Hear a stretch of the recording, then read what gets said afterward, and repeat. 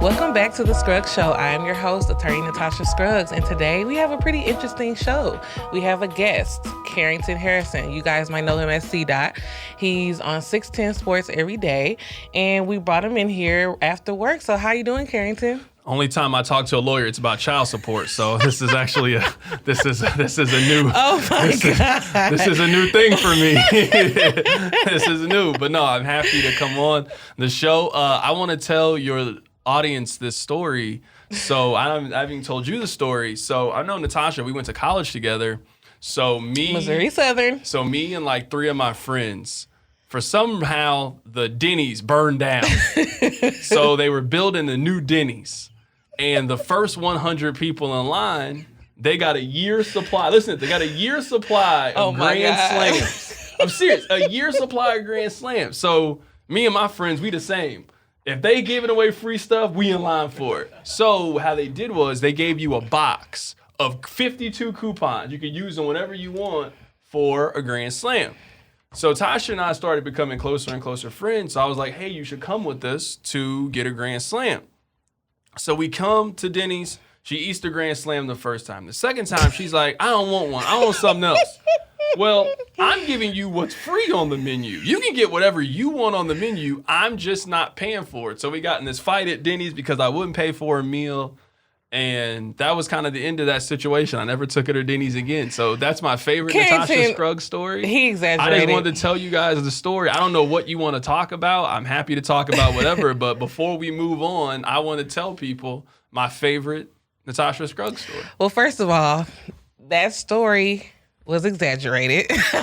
Second of all, I was 18, but it was more than 2 times. I think I did the Grand Slam like at least twice. And I didn't want the Grand Slam again. Okay, well, I just know a lot of people who went to college, they can identify. I wasn't in the business of turning down free food. And the free Grand Slam was such an improvement over what they were serving at the school cafeteria. I wasn't going to be a beggar and chooser. And the Grand Slam, it's not like it's some specialty meal. It's pancakes, but it's I bacon, didn't tell it's you. eggs, it's toast. Like, who doesn't like those things But for this breakfast? is the thing. You wanted a Denver omelet with cheese and mushrooms Now that you and all remember that stuff in it. I'm like, bro, I'm not paying for that. Now, today, I might pay for that. But You back paid then, for it then. Nah, bro. You paid for it. And that's why you didn't take me back because you were mad. I'm going to say it in both cameras. Cap, this cap. Oh my God. That's what it is, it's cap. You definitely paid for it. Definitely. Okay. Captain Crunch. He I don't know want to nothing about flex it. tonight. He want to flex. I don't That's know all nothing right. about it. Okay. Cool. I know. I ate that Grand Slam at least twice. And you did pay for it. You were mad, but you paid for it. Cap. I don't know nothing about it. I don't even bring my wallet when I go places, so I know you paid for it. But now that I'm thinking about it, she might have finessed me back in the day. Now that I'm thinking about it, it might not be Cap. It might not be. Yeah, but that was 2009. So we went to Missouri Southern, and then let's talk about you because you left Missouri Southern. It was my sophomore year. Yo, senior year, did you leave? Okay. Yeah, I had 21 credit hours left. School I never really liked school that much, but it just wasn't for me anymore. I felt like I knew pretty early on what I wanted to do, but as I was in college, I started to feel like it was much more obtainable, and I just didn't want to be any further along from what I wanted to do. So I dropped out of school, and I started working at 610 Sports. I was a producer for Nick Wright. Some of you may know who he is, and I kind of worked my way up from there. So, well, hold on. You said you knew what you wanted to do. What made you feel like I'm ready to go to the next level? Like, what made you even I try wouldn't for say that I job? was ready to go to the next level, so this was 2009, and it was the year of conference realignment. So this is when Missouri was about to change leagues and Nebraska, and it was crazy. Sports fans know what I'm talking about. And so this was my second year interning at 610, and the program director there was like, if you want a job, you got to show your value to the company, whatever. So I just made it a point that I really wanted to make sure that our show handled conference realignment better than everybody else. And I think what actually ended up getting me a job at 610 was, so Nebraska officially announced that they were going to the Big Ten. And Ndamukong Suh, he was playing for the Miami Dolphins, I think. No, the Lions. He was playing for the Lions. Who he played for first. And I went on his website, and they had like a contact page. So I came up with this big spiel on why he should come on the show. And then... So you just typed it in? Yeah, I just typed and I just was like, hey, he should come on the show to talk about this. And then his sister actually ran the website. So she called me on the phone and we talked for like 15 minutes and she was like, I like you. You're funny. You know what? I'll tell him to do it. And then like 3 days later, Ndamukong Suh, he was a number 2 overall pick in the draft. He came on the show and it was a good interview. And I think the next day, Ryan McGuire, he was the program director. He called me into the office and told me that whenever I was done with school that I had a job. So. Okay, so is this when you basically said, I'm leaving school? Like, if he offered me a job, I was going to drop out probably in October. I remember I came home, it was like a Tuesday, and I used to work. So you remember they used to do that coaches show on Thursday, and I used to be the board op for that. And then I used to board op every Missouri Southern football game. Didn't you board out some of our games too? I played basketball at Missouri Southern. Yeah, I didn't go to a basketball game my sophomore year on. I think I only seen you play like one time. Right. So I went back home on a Tuesday and I told myself, like, if I don't go back on Thursday, because that's when I have to be back, then I'm just not going back to school. And I remember I talked to Nick and told him, and he told me to at least finish the semester. So I finished the semester. And then, I packed all my stuff and I went to work at 610 that next Monday. And then I've been working there ever since. That's the only job I've ever had. So my 10 year is actually coming up in December. Oh, that's dope. Working there. So, 2010 was when I started. So you just pretty much got your way in. Like, you started off with the internship and you used your own knowledge. It wasn't like somebody was telling you, like, do this, do this, do that. It was your ideas to figure out kind of how to get in. Yeah. I would say early on, with Nick, like I always tell people this, like Nick was like the best person to learn from and the worst person. Like Nick's not a show you how to do something kind of person, but if you sit there and watch, you'll kind of learn through osmosis and that's how you'll pick some stuff up. So I think I just found where I could be useful and then I just tried to exploit that. Like I said, with the conference realignment stuff, I just figured out I could get people on the show pretty quickly. Like I figured out that was my value where... you've had some pretty iconic interviews, so you still do that. Yeah, so I thought I figured it out. And so it was, it was so many different reports that would be coming, left, right, so I figured out how to get people on the show in a pretty prompt manner. So it was like, hey, breaking news, this guy in Nebraska is saying that they're thinking about going to the Pac-12. Like that person will be on the show in the next 20 minutes. So... I think that was like really key, just showing that the show was always kind of flexible. And that's one thing I've tried to keep, where I think the value in local radio is that it's always changing. Like I love podcasts. I listened to a podcast on the way here. Podcasts are kind of frozen in time, where the local show, tomorrow, if the Chiefs decide that they want to give Patrick Mahomes, they're like, hey, that $500 million we gave you isn't enough. We're going to rip it up and give you $1 billion. Like, you can instantly react to it, instantly take phone calls, instantly talk to people. Definitely. So I think that's what's always going to make it relevant. That's always the part that's, like, really excited me the most, I've always told myself, like, when I don't get excited for those moments, it's time for me to do something else. I still get... the same excitement that I had when I first started. So. Oh, that's cool. Like the passion is dope. One thing I wanna point out is that even though you left school, because I know a lot of people say like, yeah, you don't need school, but you did go back and you finished your degree and you got it. I don't really felt like I needed to go back. I knew it was really important to my mom for me to go back, and I felt maybe it was like a person. I just felt this way, but I felt like I had done a lot of cool stuff. But to her, it wasn't going to count unless I had a degree, since that was something that I set out to do in the very beginning. So, yeah, that was it.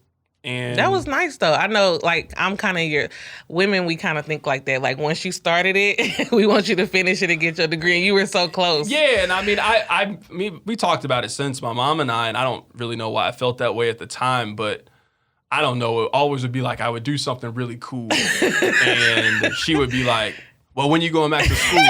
And then she stopped asking me for a while because she realized that I wasn't going back to school. So I've only seen my mom get super excited 3 times in my life, like as an adult. The first time was 2014 when the Royals were going to the World Series, and I got her tickets for World Series Game 1. She was through the roof. Like, I handed her this envelope. She's like, what is it? I was like, just open it. She opened it up. It was 2 tickets to go to the World Series, the first game. So she was like, she was all excited. The second time was when I gave her I told her I was going back to school, and I gave her the diploma. That was crazy. And then the third time was to go see Hamilton. Actually. Oh, she was happy about that. Yeah, she was really happy. So when Hamilton came, she tried to get the tickets online, and then it was sold out. And she was like, she was like, I can't go. Can you help me? And I'm like, all right, I'll help you. But I already had 4 tickets. I already have 4. I had 2 for me, and I was going to give her 2.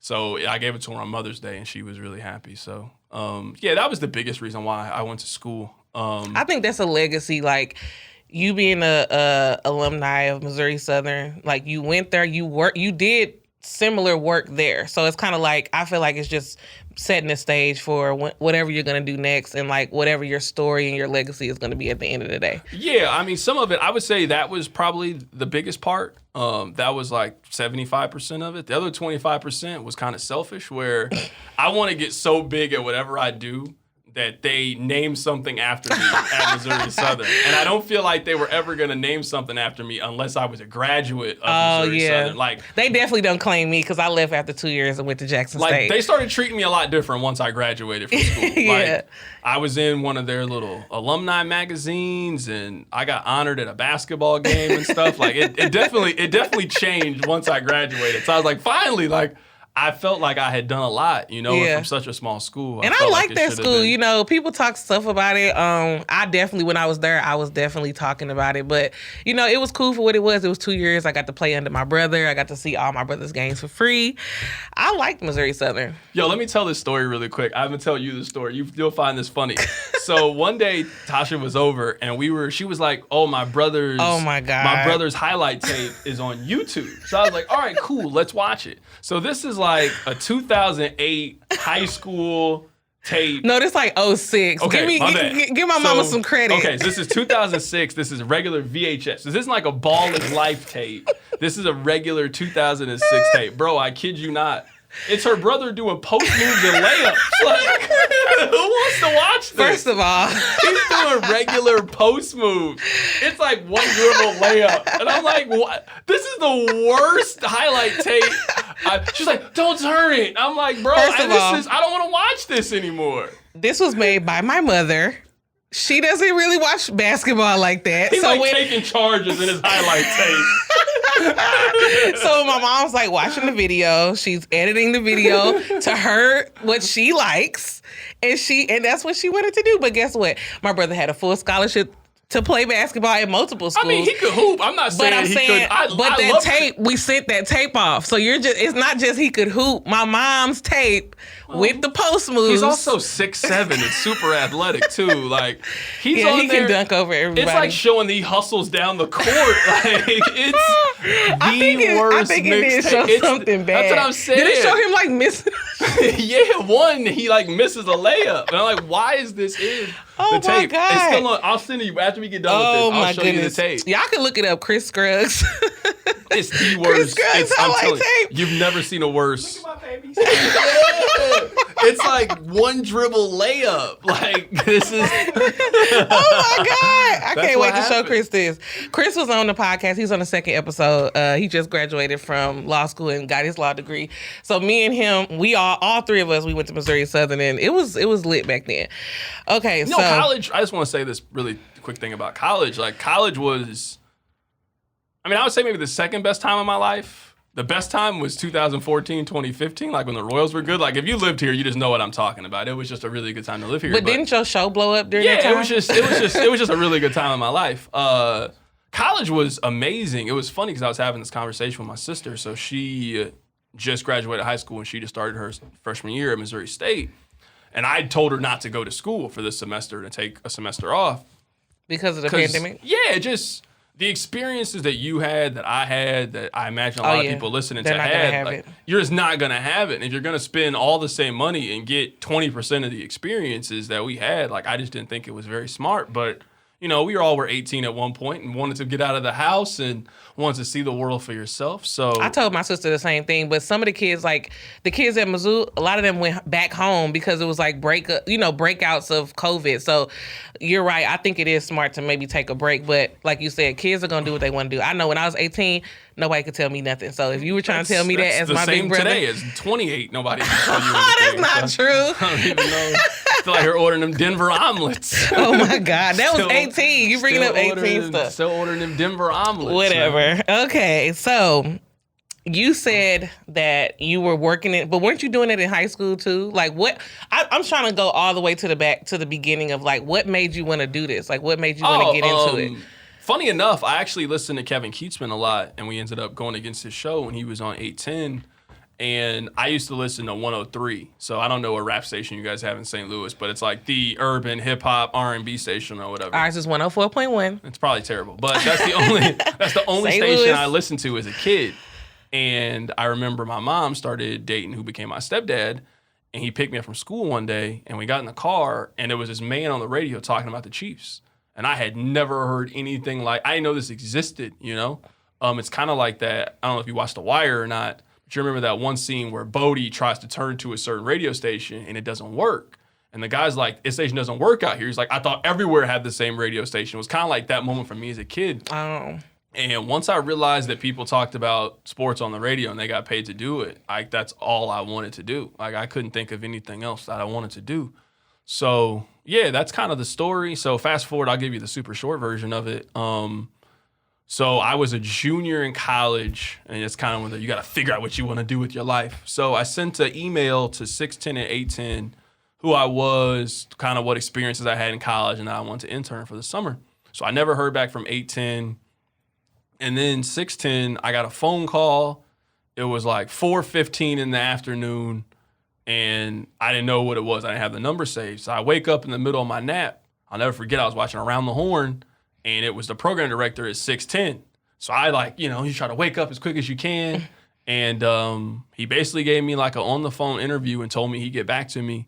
And then 2 weeks later, he sent me an email and said I had the internship. So that's when I met Nick Wright for the first time. And so yeah, fast forward to that. The fact that you met Nick Wright for the first time right then, that was a lot in one little stretch. Yeah, no, I remember I went to TJ Maxx and I had to buy a nice shirt. So you remember those little like Ralph Lauren polos? Oh, you remember with the little horse? I bought one of those. Okay. Yeah, I was looking fresh on my first day. Yeah, I was fresh on my first day. Okay, look, you came in ready for business. So yeah, and then I started doing a podcast and I just started moving up from there. That's what's up. Okay, so everybody knows what I'm talking about. You could go to TJ Maxx or Stein Mart or Marshalls and get that My brother had a lot of those. He wore those on He definitely had the big horse polos. Chris had the big horse. I know he did. Oh my God. Yeah, he did. I know him. But when you had to dress up for, the banquets and stuff, but other than that, T-shirts, hoodies, stuff like that. But what do you think are like the biggest changes in sports that you've seen like over the pandemic as far as racial? So let's switch on to like current topics. What do you think is like something that this wouldn't have happened last year or even 2 years ago, but it's happening right now? I think it's kind of twofold. It kind of depends on if you're talking about with players or leagues. I think maybe mostly the leagues. Yeah, I think the answer in this is twofold. I think in the very beginning, I think the worst thing that you could have happen as an individual or a company was Donald Trump tweet about you. Like the power of his Twitter account was really strong. And I think that the NFL, the first time all of this stuff happened, their biggest thing is we don't want to be called out by Donald Trump. And I felt like they made a lot of actions that was kind of based in that. So are you talking about back when Colin Kaepernick started? Yeah, I think that's when all of this starts. Like I kind of think with Kaepernick, I don't think you're telling the full story if you don't acknowledge that I do think Colin Kaepernick's presence and his message, if you don't think that the effects of that is seen today in the protests and some of the actions that you see around the country, that I think America is typically slow on these kind of issues. And I think if you look through the history of it, America has been strongly against every movement of black people in this country. Like, we can tell the story now. America did not love Martin Luther King. They did not love the civil rights movement. They loved it once we saw that was the right side and that was the winning side, so to speak. Not during. But they were not big fans of it during. That I think Kaepernick saying that message was kind of the, wow, we relate to the party. This was a lot of the stuff that he was saying and a lot of the actions and all of that stuff. So I would say that's the biggest things. And now I think it used to be, it wasn't cool to say Black Lives Matter 4 months ago, maybe 5 months ago.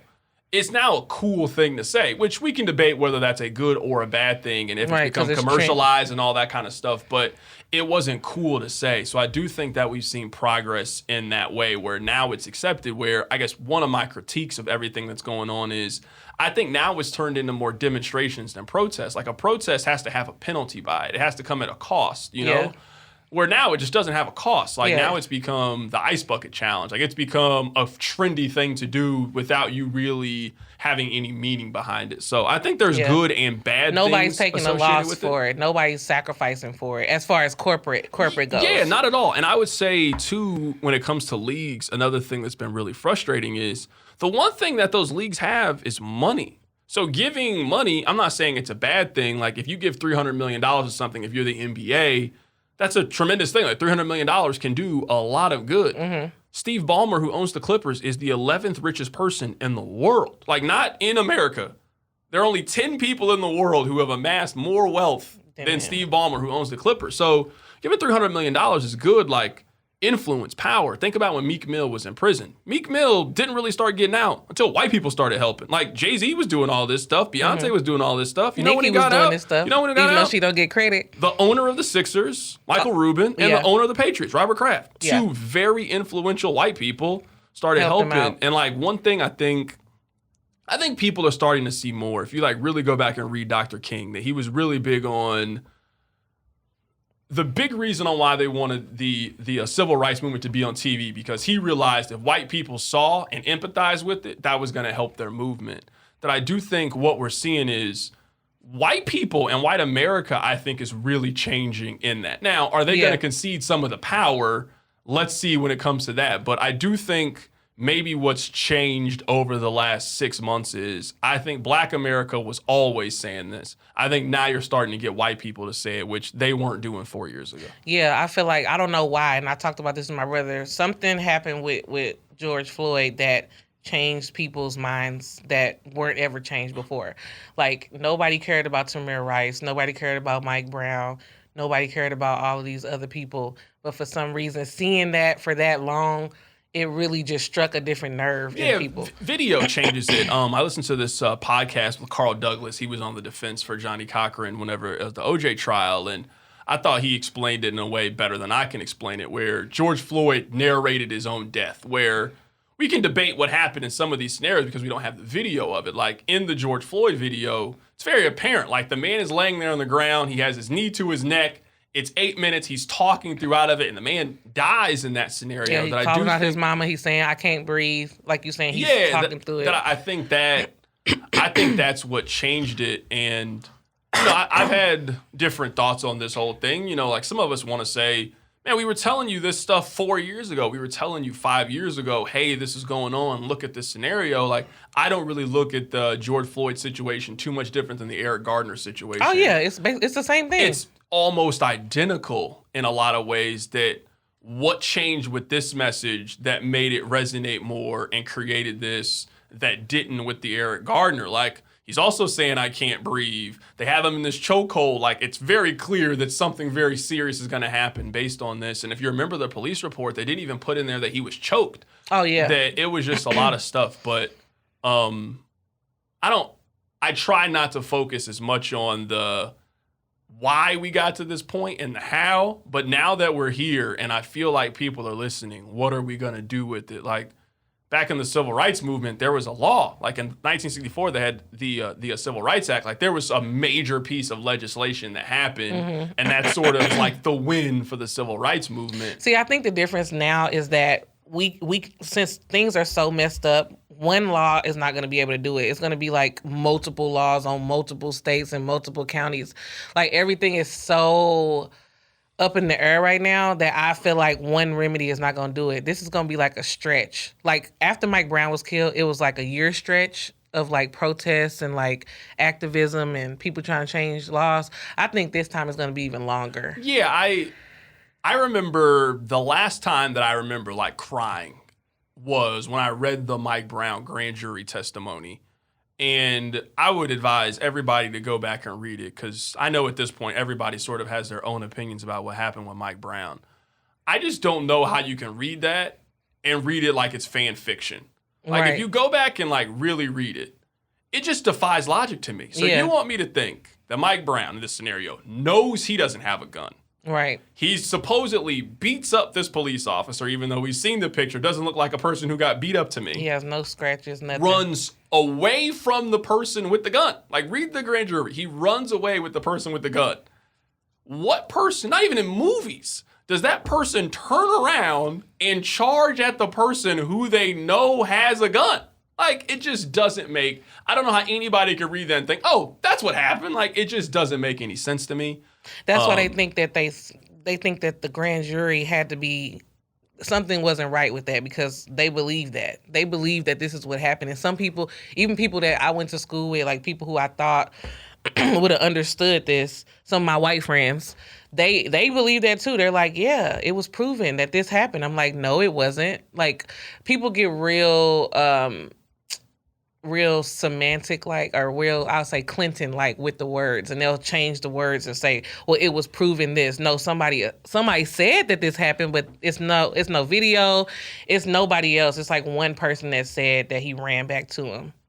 Yeah, one thing, because I think one message I do want to make clear in this is, while I'm happy what the NFL and the NBA are doing is, I do feel like a lot of these companies are just trying to check a PR box. Like, hey, let's show we down with the black people because that's the cool thing to do. Where, like the NFL, for example, they have end racism on one field. They have it takes all of us in another field.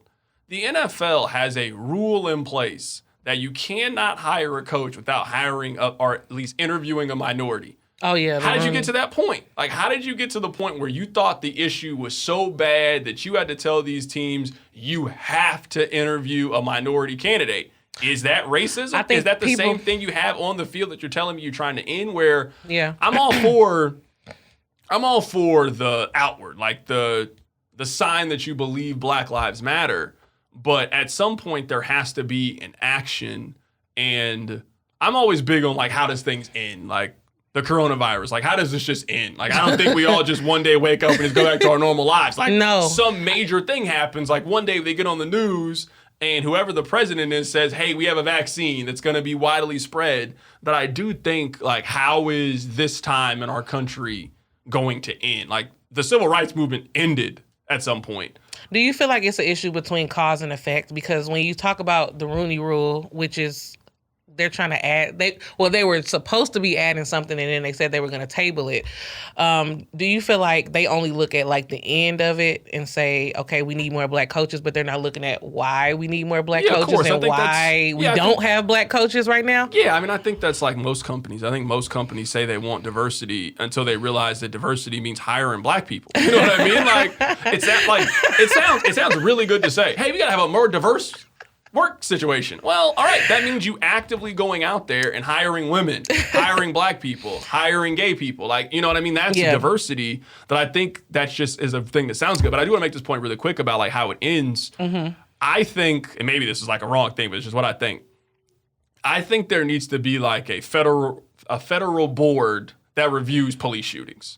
Like when George Floyd happens or Breonna Taylor or whatever, when there is an incident of police brutality, it shouldn't be investigated by the police department.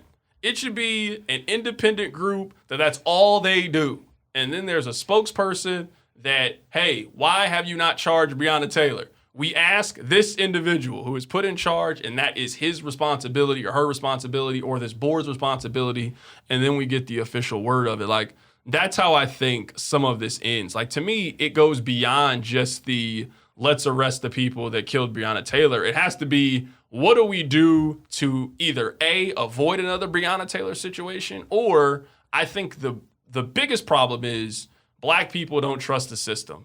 We believe, I can't speak for everybody, I believe that black America believes that police officers can kill unarmed black people with immunity. Mm-hmm. You shouldn't be allowed to do that. I mean, it's just factual, though. Like, that's happened.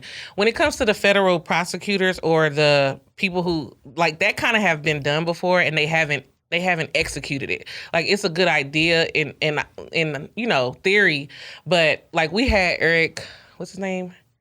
I forgot his name. The old Attorney General, Eric something. I don't know why I can't remember. But when Obama was in office, he was his Attorney General, and he was supposed to go and he reviewed Mike Brown, and he did the same thing. Eric Holder, yeah. So that's the problem. Like, some people like me, I'm an abolitionist, so the whole system in my view wouldn't even exist like this. It would be a totally different process. But within the system that we have now, I don't know why, but for some reason when prosecutors look at police shootings, they never see that it's a crime, or they rarely see that it's a crime. Where I represent people, and they will charge people for nothing. Like, they will charge people with absolutely no evidence. So even with the Breonna Taylor stuff, like today, Breonna Taylor family just got a $12 million settlement. But the officers are still on the force. They're still getting paid, and there's no charges. I think we know they're not going to get charged. That the $12 million today was, we know we messed up, but we got to make this right in some capacity. Right. I would say today. Because normally the criminal charges come before the settlement. This is like the first time that I've seen it like this. They're not going to be charged. And that's what I'm saying. Like, there's something about not charging the police that I feel like people are inherently, as far as the prosecutors in the way. And that's what I'm saying. Like, the reason why I believe in abolition is the way that it's set up, like, it's supposed to operate in this way. Police officers are supposed to be protected in that way. But I did want to say something I want to make this point really quickly about police officers. One thing that I guess frustrates me about the conversation is, and it even goes beyond, like, I think one of my frustrations about the Black Lives Matter movement is it's only made about police brutality and not, Black Lives Matter outside of when the police do things. Like, Black lives should matter in every single instance. And but this is the first time I think that this has went to other instances. Like, this has went to jobs. This has went to, like, there's new, like, diversity positions everywhere. And that part I support, but when it comes to police officers, one thing that I think is really frustrating is we have this conversation of, majority of them are good, it's just the one. Well, I saw the George Floyd video. All of them didn't have their knee on the guy's neck, but the other ones are just standing there like, this is cool. Like, this just happens. Two of them were holding it down, and one of them was just standing there. Like, think about how many times we've seen, I would say, inhumane acts from police officers, and the other cops are just there and cool with it. Like, the people that beat Rodney King, they didn't know it was being videotaped. That was like a normal day on the force. Like, the two people are beating him, the other people are just there, just sitting around. They didn't write it in their police report. Like, that's systemic to me. Systemic is, it's a culture where these actions are condoned, not necessarily encouraged, but it's cool for you to do But this. it is encouraged by quotas and different things like that. Yeah, just like if, your boss tells you to get there at 8 o'clock, and you get there every day at 8:30 and your boss never says that you're late, then the culture has been created. It's cool to show up at 8:30, regardless of what you said at 8 o'clock. And regardless of what rule is listed. Yeah, so regardless if you feel this way about it, if the people that are supposed to enforce the rule amongst themselves don't enforce it, how serious is the rule? Yeah, that's what I always say. I always say you can't change the policies because they don't follow their own policies. And I was like, everything that they did with George Floyd, everything that they did with Breonna Taylor, everything that they did with Mike Brown, all of those things are policy violations. So they already have the policies in place. They just don't follow it. Yeah, and on the subject of police reports, like, we've just seen so many instances. Like, we treat those like they are fact. Like, it's like, some of it's true. I'm not saying none of it's true, but I'm not saying none of it's true or all of it true. But we know all of it's not true. Again, in the situation with Eric Gardner, we have it on video. Yeah. In their police report, they do not mention that they choked him. You didn't forget that you choked him. You just didn't include it. Yeah. So if you don't do it in that high-profile situation in which you killed somebody, how many times do these situations happen that you also don't record accurately what happened? Yeah, and George Floyd is good. I also think it should be a federal crime for you to turn your cam off. It should be like, because a lot of these shootings, it'll be, it was turned off. Hold on, we get these police or we didn't turn them on yet. Yeah, we get these police cam of you saving bears and cats from trees, but now when you shoot somebody, it's not turned on. It just doesn't make any sense. And the thing I don't like about police cams is that the police cams are recording us and not recording them. I want something to record them. I don't want them recording us because we already got a lot of surveillance. One thing about when you were talking about which I thought was funny. You said they saying that we want to have more diversity, but they don't understand that means we have to hire more Black people. Yeah. Some more ways, there's like a list. So how to retain Black talent in the workplace. Beyond hiring Black people, you need to expand your team. So you can't just hire one Black person, because then the one Black person is going to feel super isolated and kind of left out. I don't necessarily, I'm not saying I'm against that. Like, I'm all for... Like, I am for the let's hire the best people. Like, I'm not saying I want to give any certain groups preferential treatment, but I think... But if you just hire one?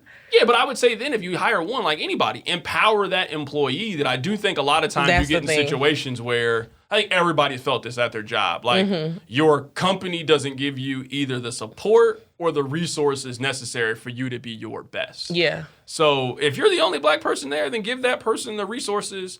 And a lot of times I think we see that they don't get the best resources in that scenario. Or the voice, they'll be like, oh, that's okay. Widen your business partnership. So they're saying, you know how every company has like partnerships and sponsorships and stuff? They should do that with Black companies as well. Henny, is that what you advocating for? Get that Henny collab. You trying to get Henny to sponsor that Douce? Look, Ciroc boys. I do some Ciroc. Ciroc the night. Ciroc the Vogue, too. Ciroc the Vogue. Ooh, you should tell that to Diddy. He'll Diddy, I know you watching the Scruggs show because you appreciate Black excellence. Look, Black Ciroc voices. The Vogue. Push them to excel.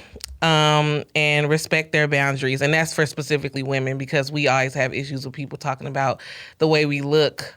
Also avoid stereotyping. So like, say if all the like the quote unquote Blacks, like say if you're a reporter and the Black stories come in and they always give them to you, but they never give you like anything else, stuff like that. I stereotype people all the time, so I'm maybe not the best person though. But if you were a CEO of a company, well, yeah, I'll just be talking. But I stereotype people all the time. We talk about systemic stuff right now. Like, you're always late. Like, that's not a... Who's always late?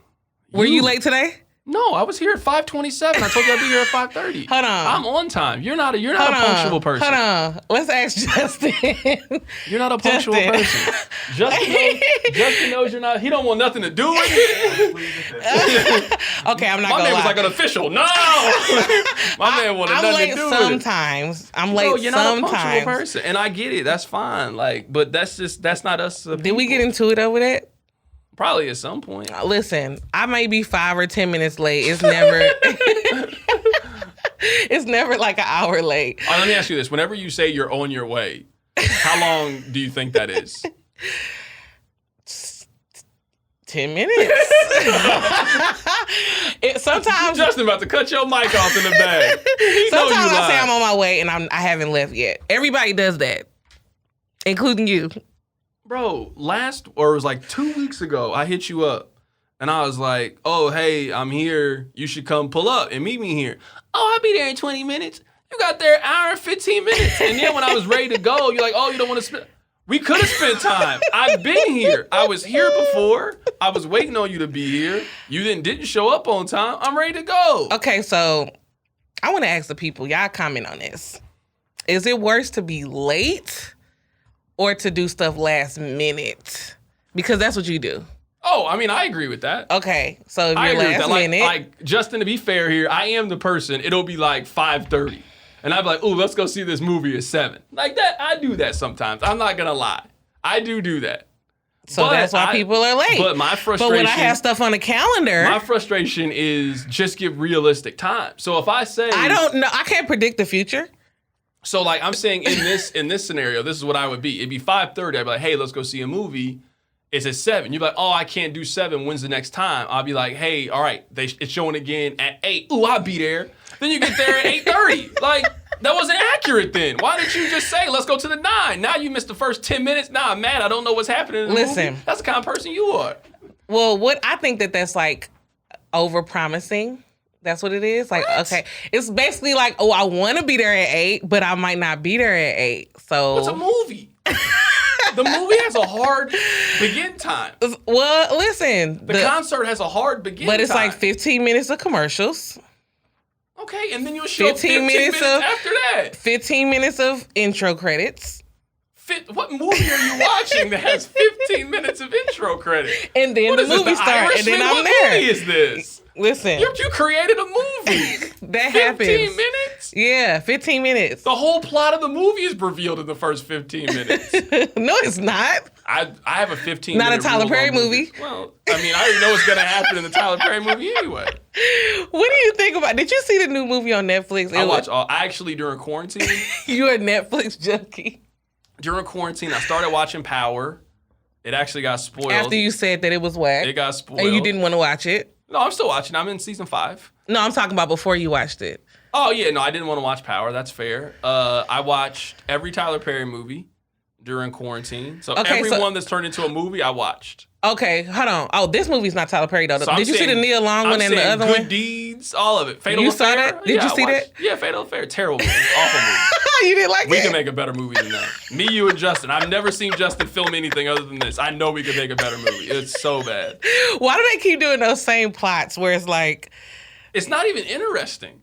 Like, nothing happens. But, basically, you meet somebody, you think they cool, they try to say that... I don't get it. I mean, this is we've happening. seen that movie 7 times. Yeah, we saw it with Michael Ealy like twice. And this is the worst one of it. This one's bad. We saw it with Beyonce. I actually watched, so there was this tweet. So right when Fatal Affair came out, it was these 6 movies, and it was, why do they keep making the same movie? I watched all 6 of those movies.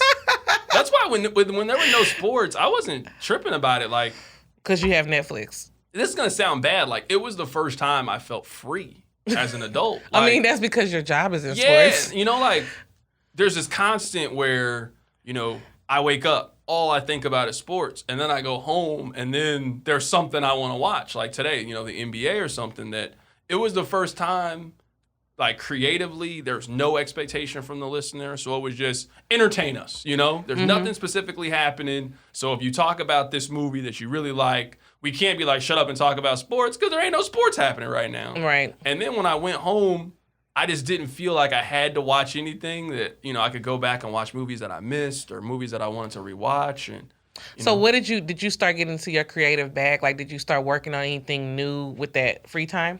Yeah, I'm shooting a documentary right now. I'm still working on it. We're actually putting the first cut together. Well, do you want to give us an exclusive? What is it about? No, I'm not ready to do that yet. What? You can't tell me what it's about? I mean, I've already shown you the trailer. Okay, so. I'm talking about my audience. Well, I haven't told my audience. This is the first time I've talked about it publicly. Okay, well, go ahead. I mean, I'm not saying give me every single thing, but tell me a little bit about the documentary. About life. That's what it's about. It's about life. It's about life. Yeah, it's about life. Okay.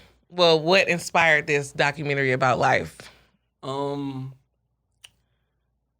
I think the coronavirus has maybe shown me that whatever idea you have, you need to do. Like, facts. I have always told myself, I'm going to go to Coachella. And then every year, I don't go to Coachella, and I just watch it at home on the computer. And wish you were there. And then I'm sitting there, and I'm like, why have I not been to this? Like, Beyonce's done it, Drake's done it, Kanye's done it, and I've just all watched this at home that, I feel, if anything I want to take from this experience, I mean, I think we all know that, like, time isn't promised, but, like, shit can just stop, and it did just stop, like, I think all of us went through, like, some varying degrees of depression, but I just remember in March. Existential crisis. I just remember thinking in March that we were never going to go back outside in 2020. Like, I legitimately thought this was going to be our life. Like, I thought it was going to be for the next 8 months, it was going to be Groundhog's Day, where it was go to work, because I was still going to work because we were quote-unquote essential employees or whatever. So I was going to work, I'll come home, I'll watch TV, I'd go to sleep, and I would just repeat the same process. Like, that's just what I did. And not having the option to do the stuff that you really like to do, like, I really thought that's all our life was going to be. You know what I mean? And I don't know. I just told myself once we got done, like, I was going to do the stuff that I really, really was passionate about. And I wasn't going to leave any idea I had on the table that, That's why I started my podcast, and that's why I kind of got up with Billy. Same thing, where I was like, I mean, when you're at home, you either gonna create or disintegrate. So you thinking of different ideas and stuff like that, and you're gonna put it to action. So Yeah, and I think we all get, we all have like different passions or whatever. Like the thing I'm most passionate about in life, it's not sports. I just want to create content that people like. So whether You're a that's people video, audio, whatever it is, like that's all I want to do, And I feel like sometimes I have like all these ideas in my head and like, I have like 7 ideas and I only do 2 of them. And then I'm like, I'll get to the other one. Like I had this idea in my head for like a year. I just was like, I should just do it. I started talking to a lot of people about the idea and they all liked the idea. And I started kind of taking a look at like all the resources that I had. And I was like, I have all the equipment to do this stuff, And it's interesting because you use the same tool that you used to get onto the radio back in college to do this. Yeah. Where you're still reaching out to people, getting interviews and stuff. Yeah, so that's been really rewarding. I'm in the process of designing my own hoodie. So I've started this, I don't know if oh my goodness. Is this because of it's your like a Twitter bit or whatever? Yeah. But women, you guys like to steal men's hoodies and it's really inappropriate. And I want to create a hoodie that tells you to stay away from it. And what is it? What is it called again? Protect your garments, King. Oh my God. Protect your garments. Like and you're gonna see a lot of women wearing that. I know you've done second-handed. This before. I know you've done this before where it's like, oh, it's cold outside. Can I borrow your hoodie? Yeah. And then you borrow the hoodie and then you never bring it back. Like, I want to bring the power back to the fellas here. Like, bro, all those clothes she got in her closet, she don't need to be wearing yours. Your Tell hoodie her is going to get stole too, Carrington. No. But that's cool concept, though. No, so we're in the course of designing it right now. And wow, so I didn't even know that you were doing that. That's what's up. That's what I've been doing. So football season's back, and I've been really energized about that. And yeah, I like living through your passions. Like it's horrible when you talk to people and they're like, yeah, I hate my job. I got to go back to work. And they're not like doing anything that they're passionate about either at work or outside of work or both. So that's good that you at least have, if you're saying that your passion is to make people happy, I didn't say I don't care about making people happy. I just want to create content that people like. Well, those are 2 different things to me. Okay. Let me get that right. Because I think it's not about making people happy. I actually listened to Elliot Wilson. He does a Rap Radar podcast, and he was saying that he thought that Jay Electronica had like a fear of public consumption of his art. You know how you create something and you get it in your head like, oh, they're not gonna like it, so I'm never gonna release it. Because remember, it took 11 years for us to hear Jay Electronica. That I think once creative people. I think the 2 hardest things to get over if you're a creative person is number 1, now with Instagram and Twitter, we see value in people clicking retweet and like. And that's the only value we think, and not like doing it for yourself. Right. Where sometimes I just create stuff because it makes me happy. You know what I mean? Like, I want to do this. Like, I want to taste these tacos. Like, I did these videos where I went to like 15 different taco restaurants and reviewed them. Like, I didn't know how people were going to respond to it. I just wanted to do it. You know what I mean? And hopefully people like it, So I think that's so it's not like, what would you define it as? You're saying you want people to take something from it, or? Yeah, that's probably it. Or you want to make some sort of an impact? I really don't think about it like that. Like, maybe more with the documentary, I think about it in that way, just because I want it to be a show I watched during quarantine. I watched The Morning Show. It's on Apple TV, and Steve Carell's character was saying so he worked in television. He's like, I don't create anything that lasts. But I think about our show, there's always new games. There's always new storylines. Like, nobody goes back and listens to the show from a year ago or a week ago. You know what I mean? Like, it's over. There's a new thing. Yeah. So I wanted to create something. I'm in the process of creating something that I feel will last longer than a day or a week, or you know what I mean? Like, I want people to show their kids this. Like, hey, I was really good, or you know what I mean? So it's more legacy. Yeah, legacy building. See, I think mine is like education. Like, that's my thing. I like to put people on stuff, and I like to learn from other people. So that's why when I have people on here and when I'm asking questions and stuff, I really genuinely want to know. And I feel like a lot of people, when they look at my stuff, they say they learn from me, whether it's like something real quick, a quick tidbit or whatever. So yeah, as long as you're doing it with your passion, and for some reason, every time you're doing something that you want to do, as opposed to what other people want you to do or trying to please other people, it comes over well. It comes across better to the audience. I think maybe it's just my job, and I've just done it for so long. Like, I hate this whole concept of trolling people.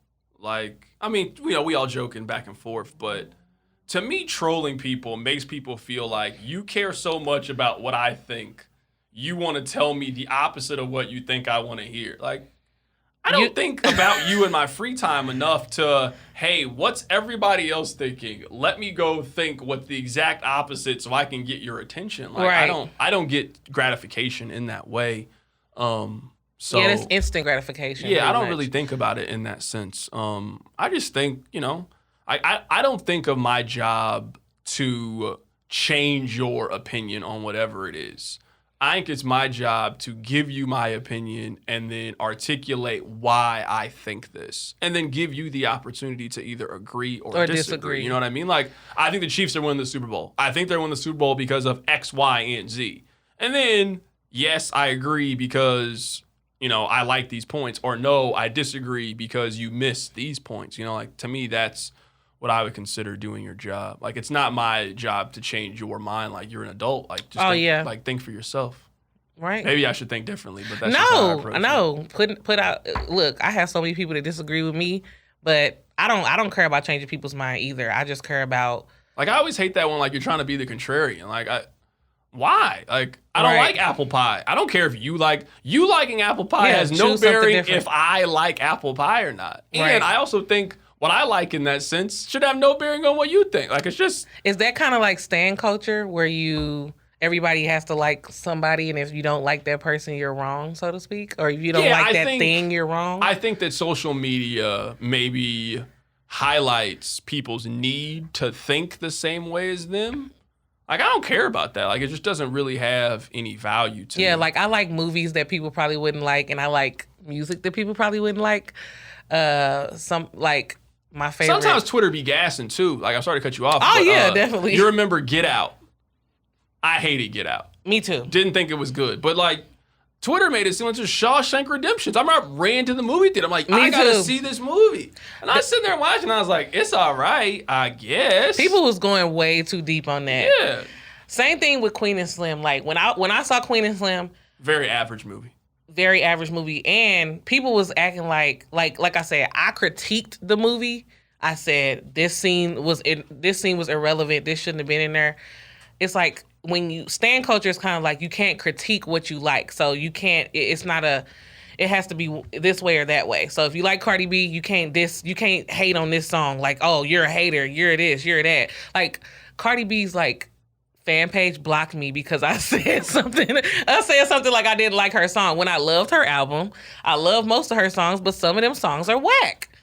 No, and I think that's fair. I was thinking of this back to something very serious when LeBron James, I think it was before game 1 of the playoffs, they were playing Portland, and they wore those MAGA hats that was arrest the people who killed Breonna Taylor. And I'm like, that's corny, bro. Yeah, like, I hate when people wear those hats. Like, LeBron, you called Donald Trump a bum. You now can't wear his stuff and like try to co-opt it to what you want it to mean. Like, that's just corny. And then it's like, I thought you liked LeBron.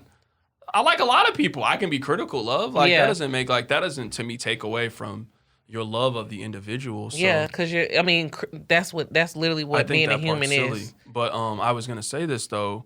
A lot of that reminds me, I guess, with the Get Out, where I shouldn't have to go home and Wikipedia how to understand the ending of the movie. And it's kind of I had to do that on Google. I'm like, what? It's how you treat Nicki Minaj. Like, if you got to explain the punchline to me. No, see, here we got to argue on about this. It's not a hard bar. That's not like, true. You love explaining Nicki Minaj lines to me. Like, I got it. It was just whack.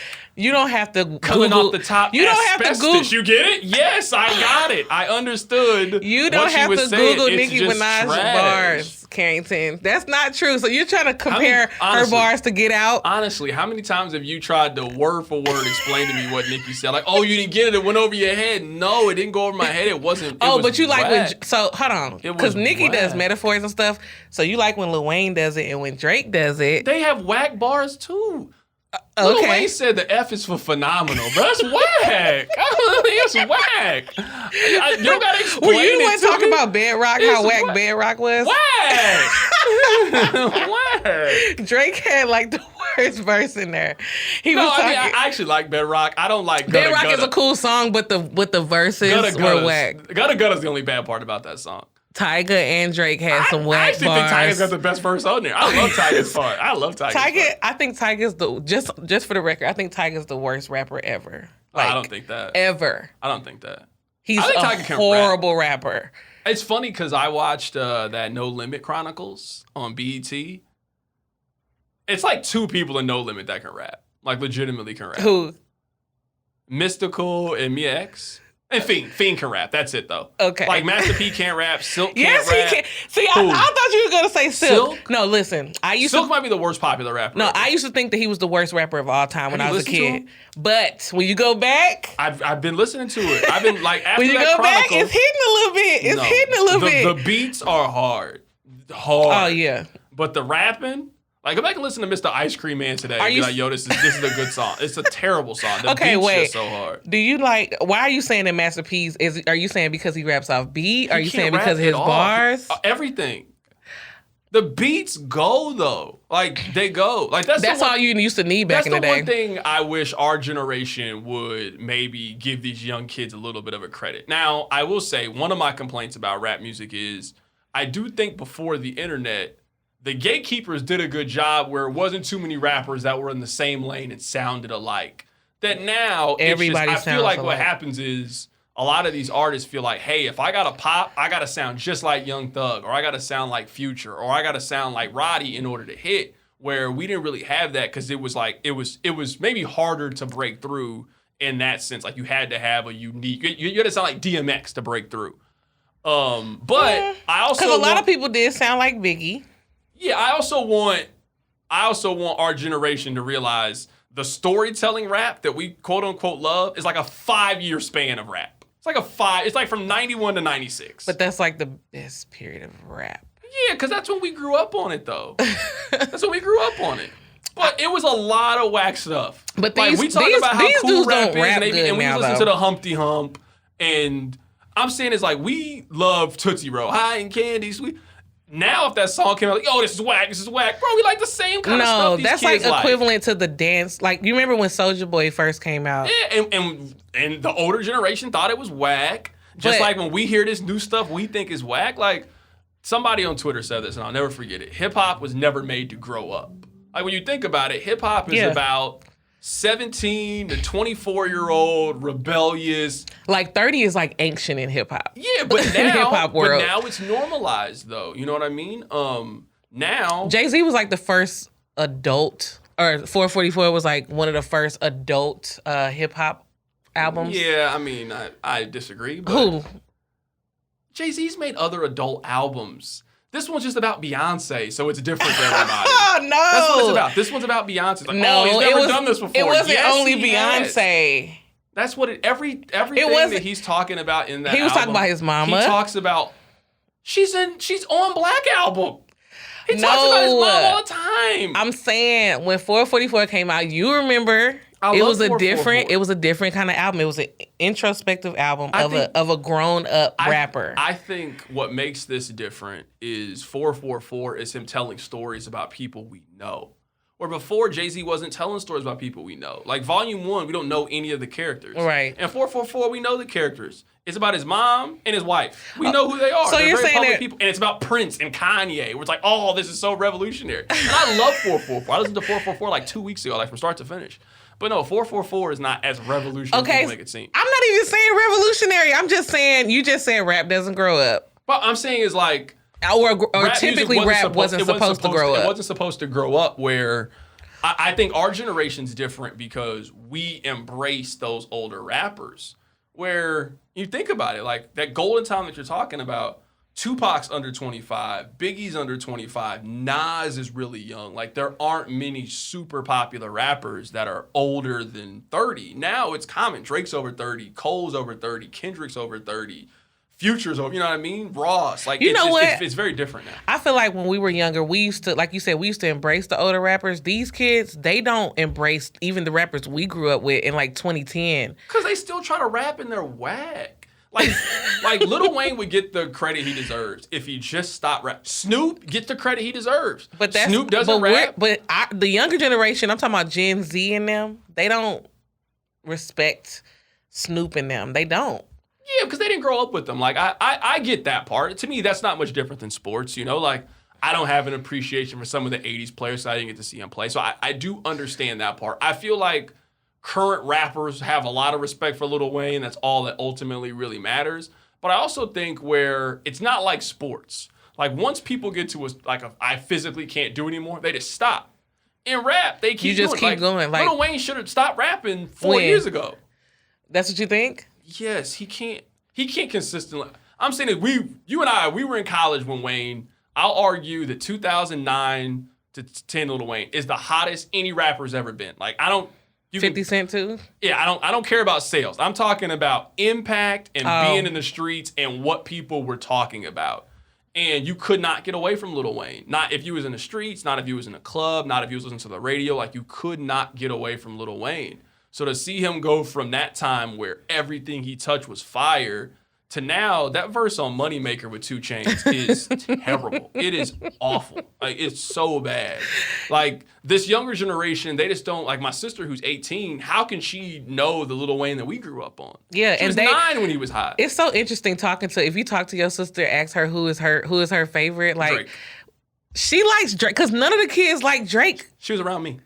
Oh, that's why. She was around me. Because I'm like, when you ask them, like, I remember in 2017, I was like, who is the hottest rapper? I asked a 16-year-old, who is the hottest rapper out right now? I thought they was going to say some of the people I know. They said, what's the dude who made Lucid Dreams that just passed away? Juice WRLD. Yeah, like this. Juice WRLD. This before I even heard of him. He was like, Juice WRLD is he's the best. I'm like, what? Who is this kid? So it's like I like talking to them because I do get put on to the young guys, but they don't even like if you play Drake in the car with at least the teenagers I'm around, they don't want to hear Drake. Yeah, I mean, they don't want to hear Nicki.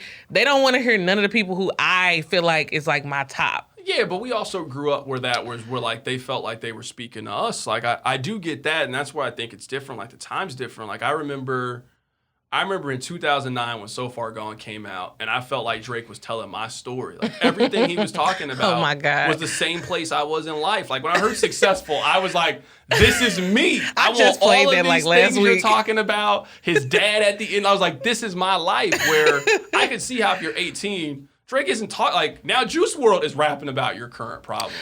Yeah, Juice WRLD and XXXTentacion, all of those kids that are kind of they call it like emo rap. That's like what that's what the younger guys rap. Yeah, they like that. Which is Drake and Cudi.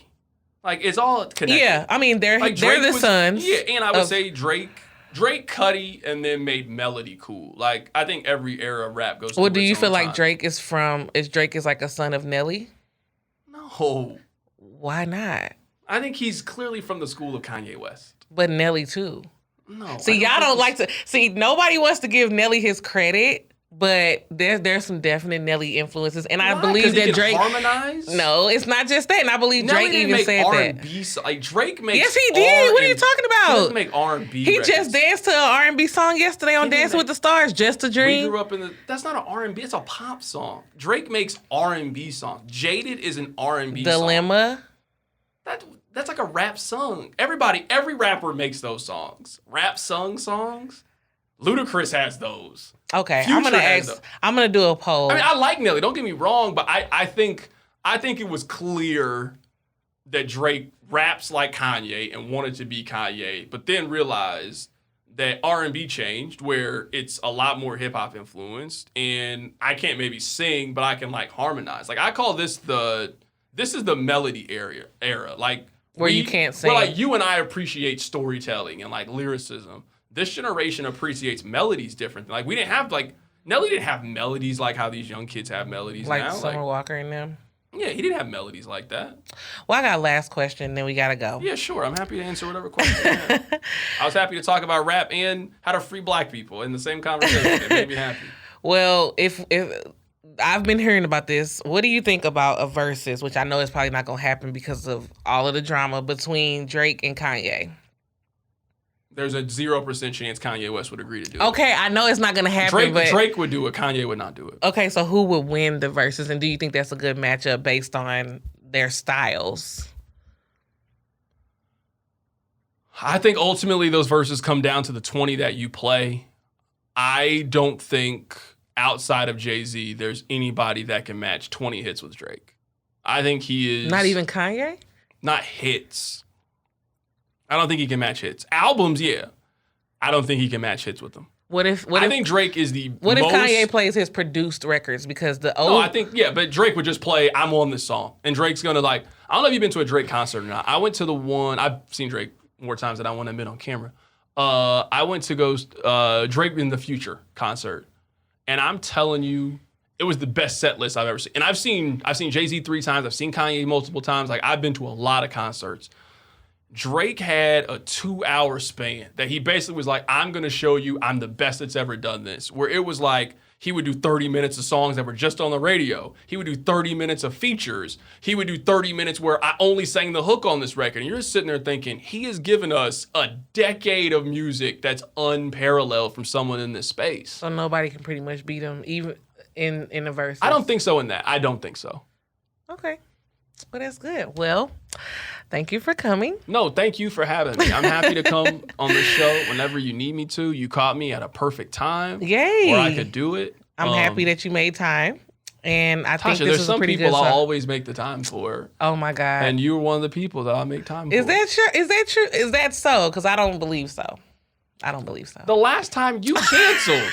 And then today I was like... It's because of my makeup. And guess what? I'll show you. My makeup artist canceled on me today, too, but I had to improvise. If you had canceled that, I wasn't coming on. You get 2 chances. If you hit the 3rd time, no, I'm good. Do you have to say that on camera? Yeah, I'm real. Do you have to say that? I'm just telling you. If it had been but like, that's yo, why I I had didn't to cancel cancel. Hello? Okay, good. I'm happy. I don't know how long this was. Justin, shout out to you. Justin been holding me down. Can I tell them one more Tasha story before we get out of here? Let me tell one more Tasha story. He's ready to go. Let me tell one more Tasha story before we get out of here. Oh, my goodness. It was one day you were showing me, you were like, hey, what do you think of this video? And it was about the NCAA and paying athletes. And bro, I wish she could post the video. She did like the slowest post move I've ever seen in my life. And I'm like, why is this part of your video? She's like, oh, I want to show people I'm athletic. It's dribble, turn around. No, I did not say that. God, I never said I wanted to show people I was athletic. It's so I funny. said I was talking about basketball. I laughed at that for 30 minutes, bro. 30 minutes. I'll post it. I'll post the video. 30 minutes. Yeah. Well, make sure you guys subscribe. I got so many Tasha stories. I can sit here. The whole Scruggs show could be me just telling stories.